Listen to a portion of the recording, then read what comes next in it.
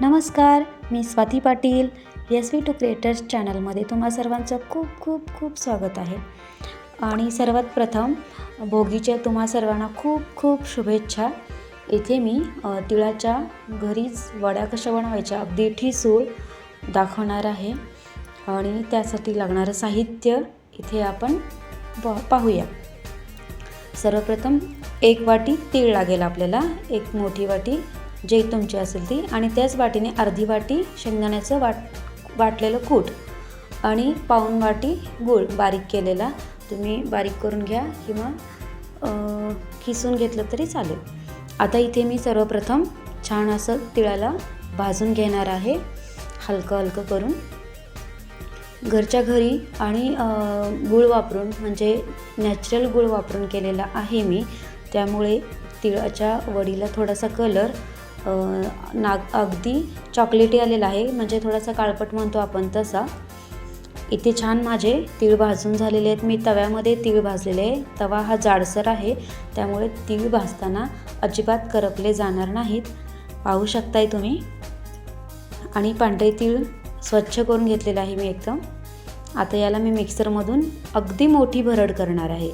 1-2 round मारायचे आणि बंद करायचं. पाहू शकताय 2 राऊंडमध्ये अगदी जाडसर भरड झालेली आहे.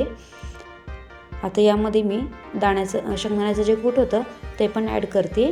मी मोठं भांडं यूज केलं कारण ते छोटं भांडं माझं लगेच भरलेलं होतं. शेंगदाण्याचं कूट पण थोडंसं टाकून 1 राऊंड मारून घेतला आणि त्यामध्येच मी आता गूळ पण टाकलेलं आहे.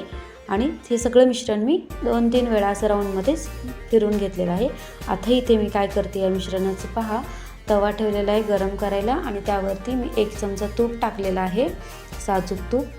आणि जे आपण मिश्रण वाटलं होतं, गूळ, शेंगदाण्याचं कूट आणि तीळ, भाजलेले तीळ, या मिश्रणाला आता आपल्याला या तव्यावरती टाकून घ्यायचे. अशा पद्धतीने भरड होईल. बघा, पाहू शकताय तुम्ही. खूप अगदी बारीकही नाही आणि खूप मोठी पण नाही आहे, व्यवस्थित आहे, नॉर्मल आपण पोळी वगैरे बनवताना करतो ना त्या पद्धतीने. आता याला आपल्याला थोडंसं गरम करून घ्यायचे चांगलंच.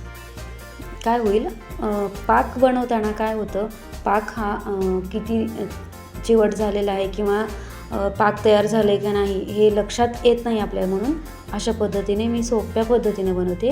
यामध्ये थोडेसे माझ्याकडे तीळ ठेवले होते, मी ते पण टाकले. आणि इथे मी इलायचीची पूड करून ठेवलेली आहे, ती पण 1 चमचा टाकून घेतलेली आहे. त्यामुळे वड्यांना छान सुगंध येतो. बघा, छान गरम करून घ्यायचं आपल्याला व्यवस्थित. आणि ते गरम गरमच कसं करायचं ते दाखवते. इथे मी 2 चमचे पाणी टाकून घेतलेलं आहे, कारण गूळ हा ड्राय होता.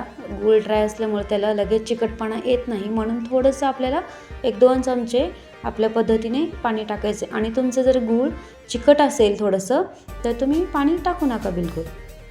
अजून थोडंसं टाकून, म्हणजे कन्सिस्टन्सी बघून घ्यायची, कारण आपल्याला त्या वड्या व्यवस्थित पाडल्या पाहिजे. छान हलवून, खूप पण वेळ ठेवायचं नाही, पाणी असं खूप सारं सुटेल अशा पद्धतीने. अगदी थोडंसं. आता माझं तयार झालेलं आहे. मी गॅस बंद केले. इथे एका प्लेटला मी तूप लावून घेतलेलं आहे पातळ करून. त्यावरतीच आता आपल्याला वड्या करायचे आहेत. आता जे काही मिश्रण होतं गॅसवर आपण तयार केलेलं, ते मिश्रण टाकून घेणार आहे मी. आणि हे मिश्रण गरम असेपर्यंतच आपल्याला त्याच्या वड्या बनवायचे आहेत. अशा पद्धतीने पहा, तुम्ही कशाने करू शकता. उलताण्याने, माझी ही जे काही हलवायची झारी आहे त्याच्याने करते मी. साईडने एकदम दाबून कटा आतमध्ये घ्यायचा प्रेशरने. त्याने काय होतं, वड्या छान अशा घट्ट पकडल्या जातात. हाताने पण करू शकता तुम्ही. असं छान प्रेस करून घ्यायचे. पाहू शकताय छान प्रेस होत आहे. आणि गरम असल्यामुळं ते छान एकमेकांना चिकटून मस्त वड्या तयार होतात. अशा पद्धतीने तुम्ही बोटाने पण प्रेस करू शकता. आपल्या हाताला अजिबात चिटकत नाही. वाटत असेल चिटकत आहे असं वाटत असेल, थोडंसं तुपाचा हात लावा किंवा पाण्याचा हात लावला तरी चालेल. फक्त आपल्याला हे मिश्रण थंड होऊ द्यायचं नाही आहे. अशा पद्धतीने सर्व कटा वगैरे छान तुम्ही प्रेस करून घेऊ शकताय. आता तुम्ही पाहू शकताय माझ्या त्यावरती मी थोडेसे तीळ पण टाकते, म्हणजे छान आपल्याला अख्खे तीळ दिसणार. आणि मग ते बघायला ही वडी छान दिसते आणि खातानाही दातामध्ये तीळ अख्खी आल्यानंतर भाजकी तीळ मस्त लागतं. आणि जे पण तीळ मी यूज केलेलं आहे ते सगळ्याच ठिकाणी भाजलेलीच तीळ आहे. आता थोड्यासं वेळाने मी या वड्या पाडून घेते. बघू शकताय तुम्ही, मस्त घट्ट पकडून घेतलेलं आहे छान. आणि आपल्या थोडंसं जे काही चाकूला चिटकतं ते काढून घेत मग आपण कट करायचं. ओके, अशा पद्धतीने पहा मस्त तिळाची वडी तयार. आणि ही खाताना एकदम ठिसूळ असते, त्यामुळे तुम्हाला जास्त चावत बसण्याची गरज नाही आहे आणि चिकटपणाही नसतो, म्हणून मस्त छान लागतात. पाहू शकताय वड्या अगदी छान पडलेल्या आहेत माझ्या. आता मी तुम्हाला एकच हलकीशी वडी काढून दाखवते. अजून हे मिश्रण गरम आहे, थंड झाल्यावर तर मस्तच होतं. तरी मी तुम्हाला एक दाखवते. पाहू शकताय छान अशा वड्या तयार झालेल्या आहेत. आणि याच पद्धतीने आपण लाडूसुद्धा वळू शकतो. लाडूचीही अशाच पद्धतीची क्रिया आहे. थंड झाल्यानंतर मी सगळ्या वड्या हलक्या काढून घेत जाईन. चाकूने तुम्ही ओढून काढू शकताय. एक मी तुम्हाला दाखवते वडी नंतर. हे अशा पद्धतीने मी थोडंसं सजवून घेतलेलं आहे. अतिशय छान आणि मस्त वड्या तयार झालेल्या आहेत. ठिसूळही आहेत आणि मस्त आपण संक्रांती दिवशी छान यूज करू शकतो.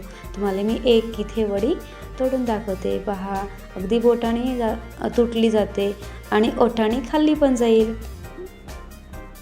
तर मग आजची ही तिळाच्या वडीची रेसिपी तुम्हाला कशी वाटलेली आहे नक्की कमेंट करून सांगा. मी अजून एका प्लेटामध्ये सजवलेलं आहे. आणि लाईक करा, शेअर करा आणि मकर संक्रांतीला याच वड्या नक्की बनवा. आणि माझ्या चॅनलला सबस्क्राईब केलं नसेल तर प्लीज सबस्क्राईब करा. बाय, पुन्हा भेटूया.